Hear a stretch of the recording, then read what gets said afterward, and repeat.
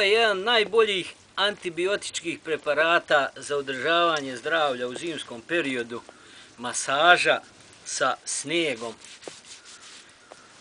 Jer to poboljšava znatno cirkulaciju, čovjek osjeti puno bolju cirkulaciju, protok krvi kroz tijelo.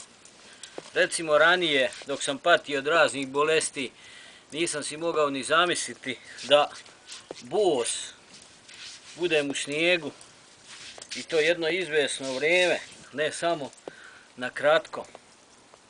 I tako reći go.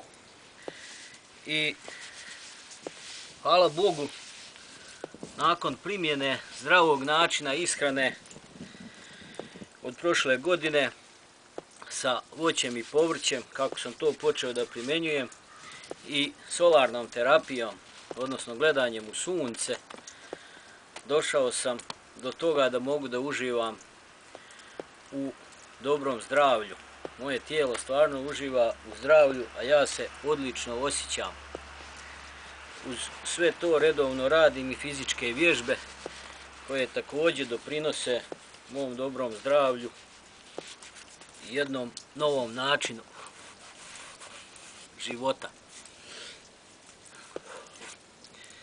Želio bih svakom da preporučim koji mogućnosti da svoje zdravlje održava na najprirodniji i najjeftiniji način.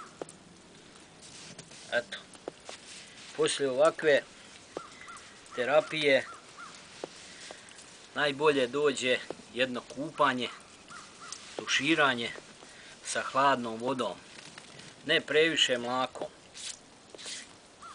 Eto još jedna garancija dobrog zdravlja i smisao dobro organizovanog života.